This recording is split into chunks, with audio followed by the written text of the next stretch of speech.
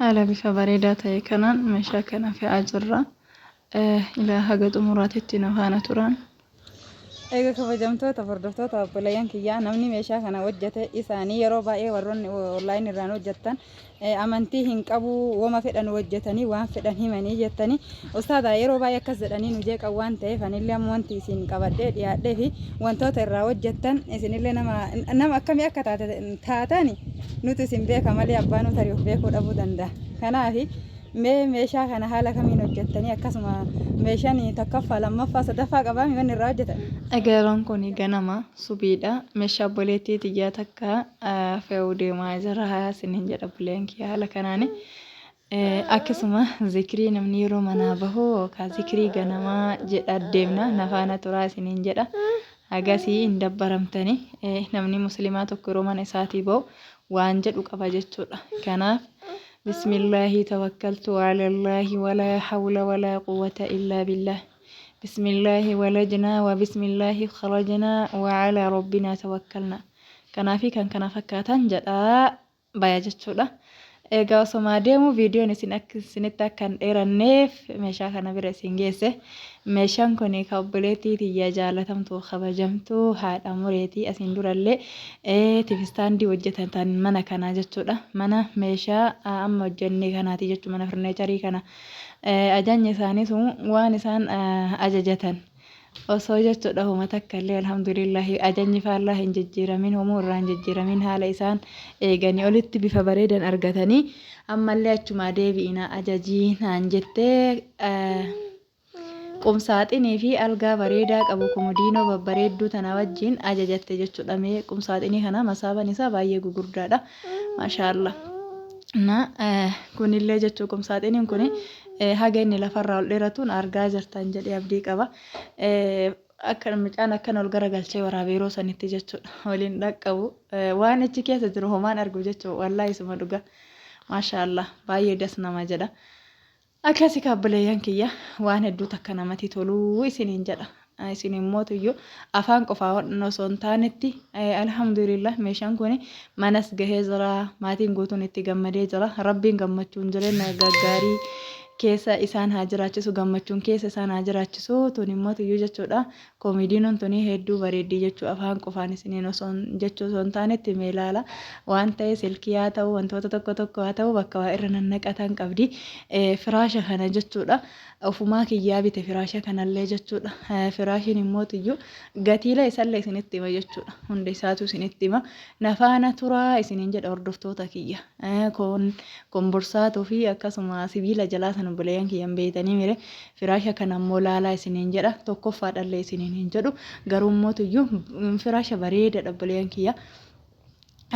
Inni tokkoffaan suni ka sibiila of keessaa shiboo of keessaa qabu suni gadi laafu garuu duyda nama dhukkubsa. Kana isiniin jedhu buleeyyan kiyya hoomaan isinitti agarsiisaa jiru kanatu bareedaa kanuma qofatu gaarii isiniin jechuu kiyya osoo hin taane isin waan feetan waan fedhii keessanii ajajachuu dandeettanii ani immoo tuyyuu isinitti himaa jira isiniin jedha hordoftoota kiyya baarakallaahu fiikum. Ani jechuun alatti isinuyyuu murteessuu dandeettanii isiniin jedha meeshaalee kana jechuudha. Firaasha gatiin firaashaa jechuudha. Firaashni haga meeqatti jira oonaan jettan firaashni ka 30 jira 25 jira 20 jira 15 jira isiniin jedha ilaa haga 13 4 illee in jira isiniin jedha buleen kiyya tarisanii gaditti illee jiraachutu mala garuu ta'an gaafadhe tanumaa isiniin jedha. Firaasha 30 ammoo ana ar'uma dhageeyyu maaliif waanuma gatii mammadaalawaa kana bita waan ta'eef achi mara hin dhayneen isiniin jedha. Akkas jette kana 30 bite jechuu adda akka hin jenne inni illee gatii rakasallee mi widdillee mi laafallee mi isiniin jedha. Jiddu galeessa bareedaadha. Akkas isiniin jedha gatiilee isaa guutuu isinitti hima garuu san duratti haasaa ustaadha keenya kabajamoo fi jaallatamoo ka irraa hojjechiise dhageeffattaniin isiniin jedha maaliif yeroo baay'ee jechuudha namoonni ajajatullee hatta aniin ajajjuu hedduu takka sodaadha. Ajajni kun yoo kanarraa faallaa deebi'e sila si hojjedhe fudhadhu jedhaammoo kasaaraa kiyyaan irra deebisamu maa ba'aariif kana waan ta'eef namuu ima shakka. Kanarratti immoo namni ani irraa hojjechiisullee alhamdulillah buleen kiyya wallaahi mee sagalee isaanii dhaggeeffannee itti deebi'aa isiniin jedha. Obboleeyyan kiyyaa namni meeshaa kana hojjete isaanii yeroo baay'ee warroonni online irraan hojjettan amantii hin qabu wama fedhan hojjetanii waan fedhan himanii jettanii ustaadha yeroo baay'ee akkas jedhanii nu jeeqan waan ta'eef anillee amma wanti isin qabadhee dhiyaadhee fi wantoota irraa hojjettan isinillee nama akkamii akka taatani nuti isin beeka malee abbaan nu tarii of beekuu dhabuu danda'a. Kanaaf meeshaa kana haala kamiin hojjettanii akkasuma meeshaan tokkoffaa lammaffaa sadaffaa qabaami wanni irraa hojjetan. jalqaba assalaamu alaykum nu jedhaati tana waan ani isin gaafadhe naa deebisa. Assalamu alaikum warahmatullahi wabarakatuh. Kam nagami jirtu hordoftoota biyya kanaa nagami. Nutis meeshaa waan qulqulluu dalaynaa meeshaan xiqqoo sagalee qaba. Sadarkaa qabaa meeshaan kuni qofaan dalagama. Keessi isaa kunis wanni hundi argitanii qulqullinaan eegamee dalagama. Kanaaf wanni argitanii shakkitan tokkollee hin jiru. Isinillee akka amanamummaatti argitanii isin dalasiisuu dandeettii anillee akkasuma isin dalaga. Kuma takka rakkoon hin jiru wanni shakkitanis hin jiru waan gaarii isin dalaynaa jedha inshaallah. Gaayee galatooma. Egaa obboleeyyan kiyya dhugaa rabbititti yeroo baay'ee waan fedhan dalaganii qalamii qofa dibanii achi mul'isanii jedhanii namni ofiif osoo hin taane qabrii ofiitiif waan gaarii dalagaa.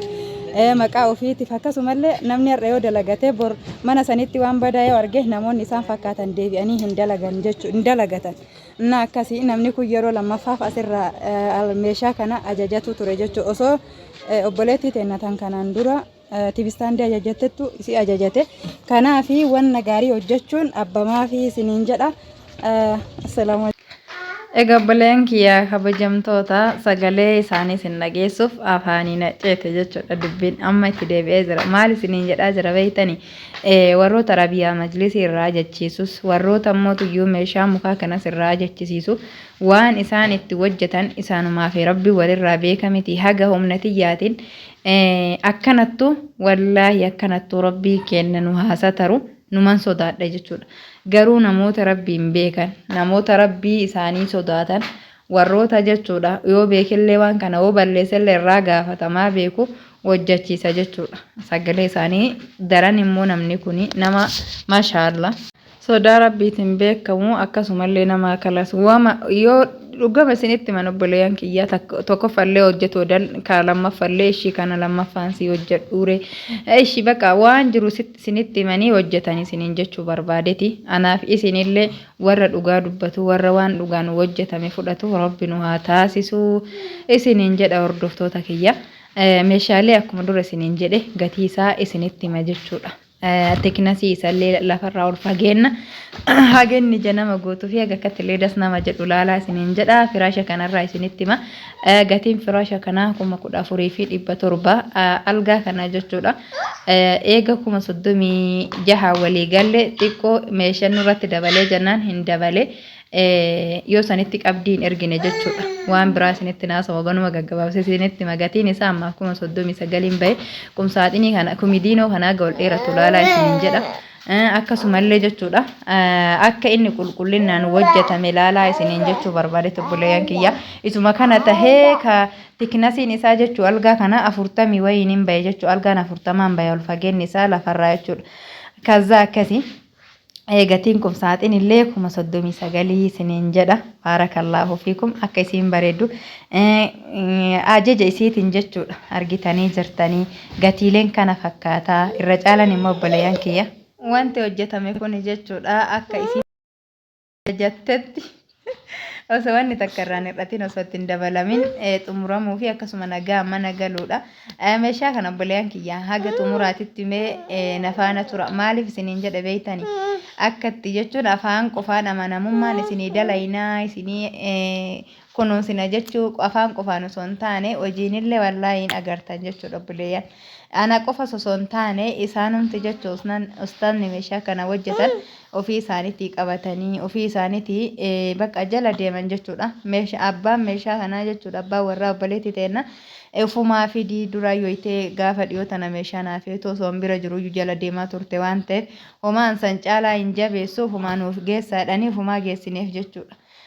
Nutillee jechuudha kaasatan isaanis ustaanni rabbiin jalqaba xumura isaanii bayaagala isaanii haa tolchu wallaahi isboonjii manaa fidanii obboleeyyan haala bareedaa kanaan akka waliin gurgune jechuudha isboonjii fidanii jala naqanii jechuudha.